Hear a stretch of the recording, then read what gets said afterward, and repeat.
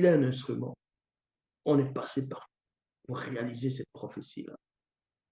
Il était connecté. Les démons de circonstance n'étaient pas informés de ça, mais Oa était informé de ça. Les chiens dévoreront plusieurs parties du corps de Munja Nyungu au pied de la muraille de Ungele. 1 roi 29:6. Donc, la question de savoir ici, pourquoi donc dans 2 rois chapitre 17, verset 6, quand elle tombe, le chat monte sur elle, les chiens viennent manger, on ne retrouve que le crâne, les mains et les pieds. Pourquoi le crâne, les mains et les pieds qu'on retrouve? Le reste a été mangé. Pourquoi?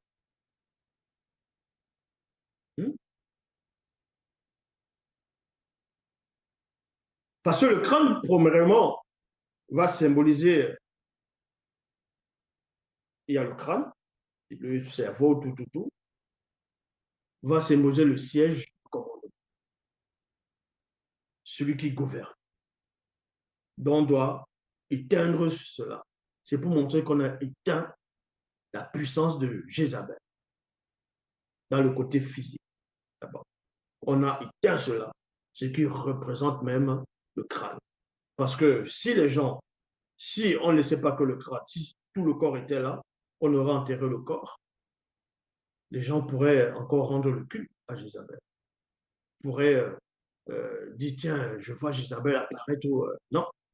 Mais le fait qu'on voit juste le crâne, c'est pour enlever ce qu'eux appellent l'humanité complètement. On va la réduire en rien. Donc, on enlève même ce qui est de la chair. Maintenant, quant aux mains et aux pieds, avec ses mains, elle signait au nom du roi. Elle faisait ce qu'elle voulait avec ses mains. Et les pieds, elle marchait avec les pieds pour aller répandre du sang, faire du mal. Donc, on montre là, vous voyez, les pieds qu'elle a là. Voilà ses pieds. Quand vous voyez ses pieds, vous avez peur. Vous venez baiser ses pieds, allez, vous la bise.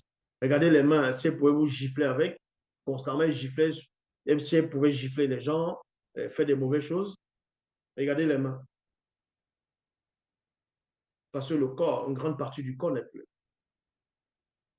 Dans un seul membre, si tous les membres ne sont plus là, les mains ne servent plus à rien. C'est pour montrer que voilà, la personne que vous craignez, elle n'est plus là. Voilà les armes qu'elle utilisait.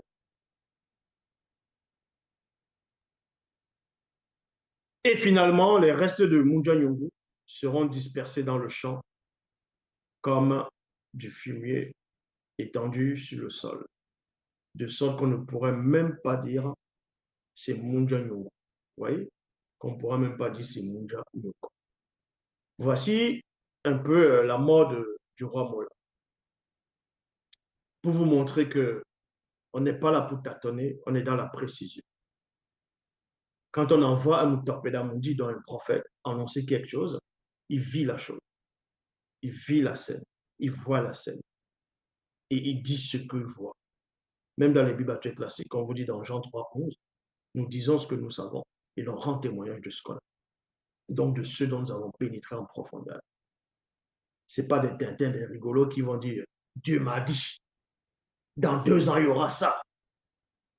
Et 2 ans arrivent, ça n'arrive pas. Ça ne se réalise pas. Ils vont venir raconter des histoires. L'homme, c'est encore glorifié.